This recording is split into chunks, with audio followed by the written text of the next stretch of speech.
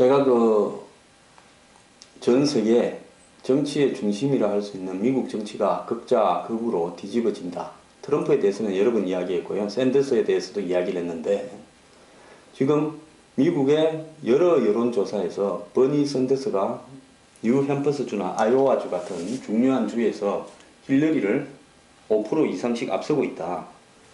라는 여론조사가 나오면서 오늘 조선일보는 백발의 사회주의자, 자본주의 미국이 열강하다 이렇게 이 표현을 썼습니다.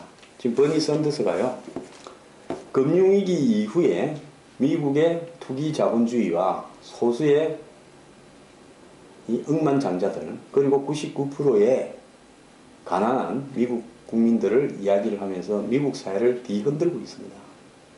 우리가 흔히 이야기하는 자유시장 경제, 한국에서 만들어지는 대부분의 경제학 교과서들은 미국에서 경제학이나 경영학을 공부하고 와서 한국에 좋은 명문대의 교수로 된 사람들이 쓴 겁니다. 그분들은 대부분 자유시장 경제를 존중하고요. 미국에 따라서. 그러면서 이 시장에 정부가 불개입하고 내버려 두자라는 이야기를 해왔습니다. 그래서 오늘 한국의 경제학의 주류는 자유시장 경제가 되어 있습니다. 또 제가 이런 말을 한다고 제가 또 좌판이 이야기를 하지 마십시오. 좌우가 중요한 게 아니라 자본주의의 종주국인 미국에서 왜 이런 일이 벌어지고 있는가에 대해서 우리가 고민을 안 하고요. 아직도 좌우 진보니 보수니 따지다가는 보수는 끝장날 수 있습니다. 자, 미국에서 왜 이렇게 이야기가 되고 있겠습니까? 지금 이 사람은 무슨 이야기를 하고 있는가 하면요, 민주당 내 제일 강경한 사람들을 대변하는 성향의 주장을 하고 있는데요. 즉 99%에게 이 부가 배분돼야 되는데 공평하게 1%의 세상이 되고 99%가 배제되는 세상이 되고 있다라고 하는 이야기를 노골적으로 하고 있습니다.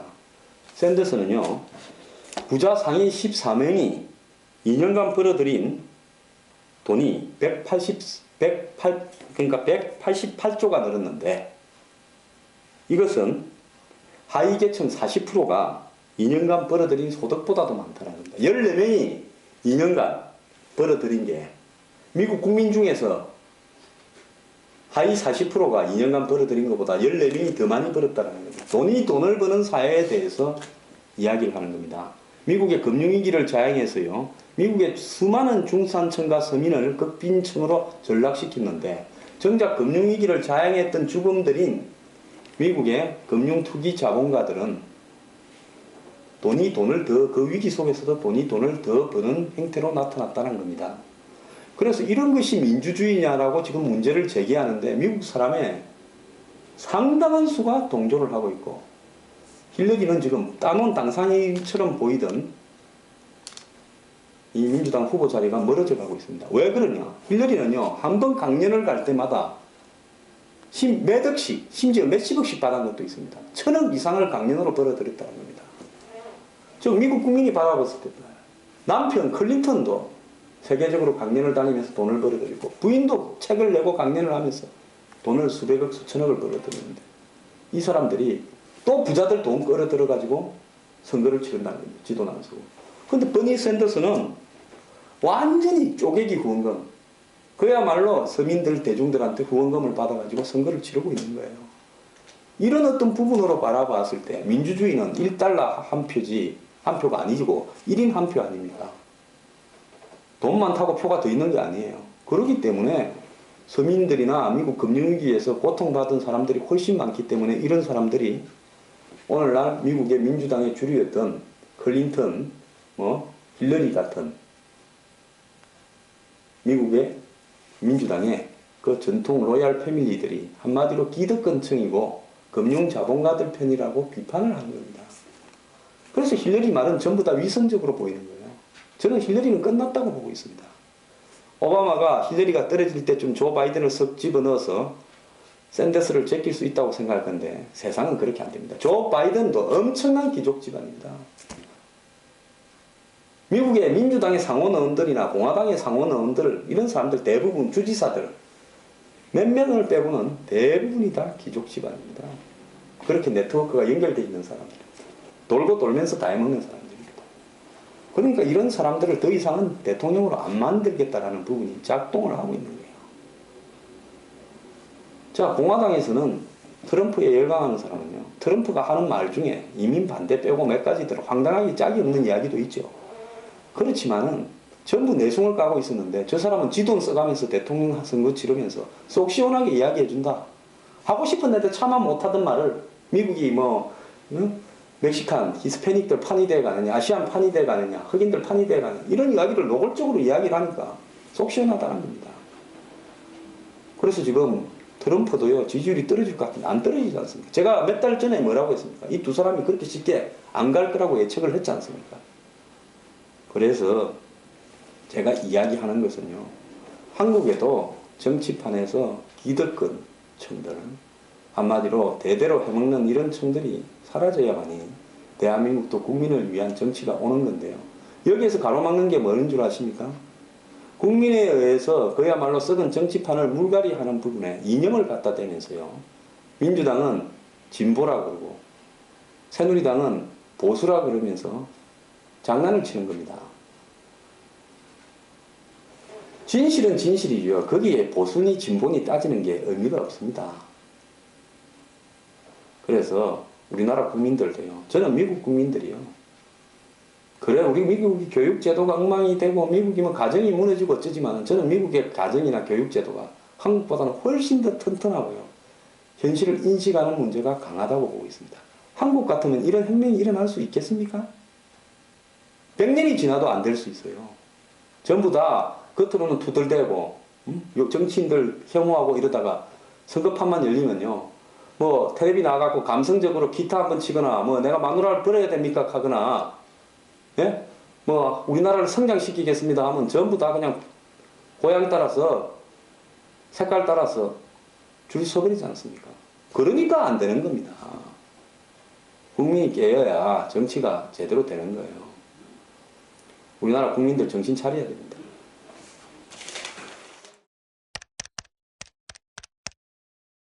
미국에요, 억만장자들이 살았을 때 엄청 못된 짓을 많이 했습니다. 미국에서 석유 재벌이라고 하는 스탠다드 오일, 그 록펠러요. 이 록펠러는 그야말로 뭐 독점을 이용해가지고 할 수 있는 나쁜 짓은 거의 다 했습니다. 그래서 당시에 날강도 귀족이라고 불렀어요. 이런 미국의 독점 재벌들을요. 근데 이제 죽으니까, 죽을 때 다 돼가니까 하도 욕을 먹을 것 같으니까 이제 상속세도 내야 될 때 됐고 정년세도 내야 될 때 되고 하니까 재단을 만들었습니다. 제가 오늘 하고자 하는 이야기는요, 록펠러, 그 다음에 마이크로소프트사의 빌 게이츠, 세계 뭐 최고 부자라지 않습니까? 그 다음에 뭐 금융 투기로 돈을 엄청 벌은 뭡니까 워런 버핏, 이런 사람들이 자기 재산의 절반 이상을 기부하고 뭐 수백억 불을 기부해서 재단을 만들었다는데 그것이 지금 전부가 다 탈세나 세금을 갖다가 안 내거나 세금을 내는 기간을 끌기 위해서 그렇게 재단을 만들고 그 재단에서 실제 하는 일은 자기와 가문과 관련되는 일을 하거나 조직을 확장하는 일을 하거나 재단이 기업에 그대로 관련해서 지주회사를 소유하고 있거나, 또 더 나아가서는 겉으로 좋은 척하고는 실제로는 뭡니까? 역에 탈세를 하는 카리브해에 있는 섬나라에 가가지고 돈 다 빼돌리고 있다. 지금 빌 게이츠는 뭐 미국에서 얻어맞고 유럽에서 얻어맞고 욕을 많이 듣고 있죠. 그러면서도 겉으로는 자기 마누라하고 재단 만들어서 좋은 일 하는 사선사업가인 것처럼 합니다. 특히 미국의 뭡니까? 버커스 헬스웨이의 회장인 워런 버핏 같은 경우는 온갖 좋은 일을 다 하고 다니는데 이 사람도 결국은 자기 재산의 상당한 부분들을 갖다가 이 돈장난을 치는데 이용하고 있습니다. 재단을 만들었어요. 그래서 세금을 안 내고 그렇게 전략한 돈으로 또 회사를 인수합병해서 엄청난 돈을 벌고 이런 짓을 하면서 결국은 이 탈세하는 수단으로 자기 재산을 이용하고 있는 겁니다. 근데 이 사람 겉으로는요, 부자 정세를 해야 된다고, 또 미국에 돈이 제일 많은 사람이 부자들한테 세율을 높여야 된다라고 이야기하면서 세금 낼 돈으로 다른 회사에 사들여가지고 다시 되팔면서 돈을 엄청나게 벌고 있습니다. 그리고 이 사람의 재산 대부분은요, 재단에 있든 어디 있든 관계없이 자기 회사 버커셔 헬스웨이의 지분으로 남아있는 겁니다.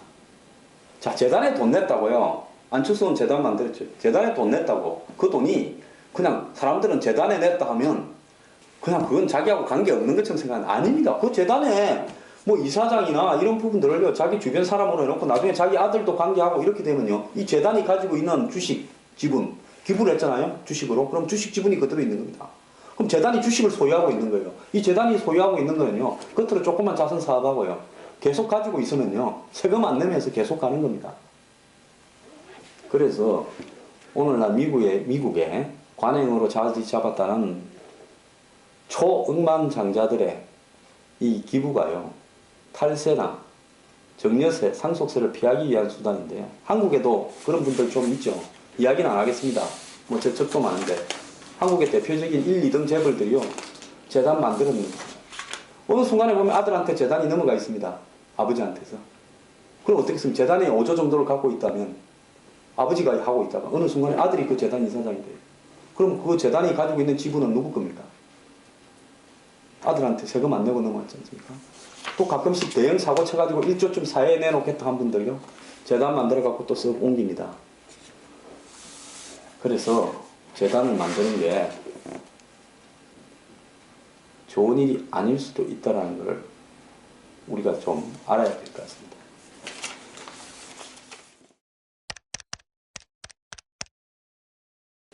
재벌도 양극화된다 해가지고요, 뭐 15등에서 한 뭐 25등, 30등 안에 있는 재벌들 중에 껍데기만 재벌이지 완전히 다 날라가버린 빚만 있는, 즉 부채율이 200%가 넘고 그 해 들인 돈 갖고 은행 이자도 못 내는 재벌들이 많다고 하는 겁니다.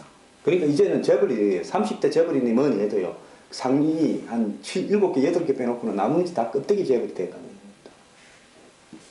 그래서 뭐 이 명예가 있으니까 이야기하지 않겠지만은 10개쯤 되는 중견 재벌, 이름만 알면 될 만한 재벌들이요, 사실상 부채 비율이 200%가 넘고 벌어서 이자도 못 내는 껍데기 상태라는 겁니다. 그래서 이제는 우리 사회가요, 중소기업과 대기업의 문제가 아니라 재벌 중에도 올라간 재벌과 그냥 껍데기 재벌로 또 나눠지는 겁니다. 올해 1월 1일부터 담배값을 2,500원에서 4,500원 올릴 때 뭐 때문에 올린다고 했습니까? 국민의 건강을 위해서 올린다고 그랬죠. 올리면 담배를 적게 필 거다. 지금 7월 달에 담배가요, 3억 4천만 갑 팔렸는데 3년 평균 담배가 3억 6천만 갑 팔려서 담배값만 2,000원 올랐지 담배를 피는 수준은 똑같아졌다는 겁니다. 그러면 세금은 얼마나 더 지금 현재까지 7월 달까지 더 거쳐졌냐? 1조 2천억 더 거쳐졌다는 겁니다. 결국은 담배값 올리는 게 뭡니까? 세금 거두려고. 누구한테? 세상 사는 게 스트레스 사이에서 그나마 담배 한 개의 실험을 달래는 서민계층에서 세금을 더 거두려고 했다라는 겁니다. 이 노래 갖고 역외 탈세나 탈세하는 비과세 감면을 악용하는 대기업들한테 했더라면요, 담배값 안 올리고 이거 몇 배는 걷었을 겁니다.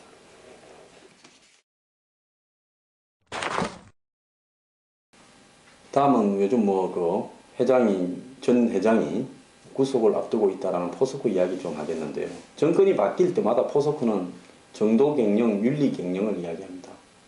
노무현 정권 때 포스코 정도경영 가야 된다면서 회사 내부의 비리를 다 잡아라 했어요.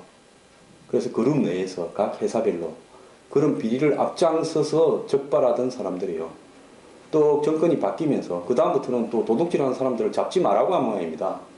뭐 왜 그렇겠습니까?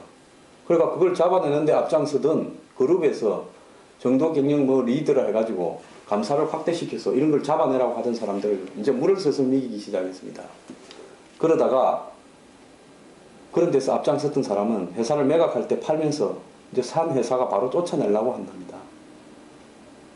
그래서 포스코에서 하던 정도경영이나 윤리경영에 앞장을 서가지고 정의감으로 그걸 갖다가 나름대로 비리를 척결하겠다고 나선 사람들이요, 이제 내몰리고 자회사를 파는데 쫓겨갖고 자회사가 넘어가면서 요놈은 쫓아내라고 이렇게 정리가 되어가고 있어서 그런 분들이 세아틀수반 같은 경우에는 노조까지 만들었다.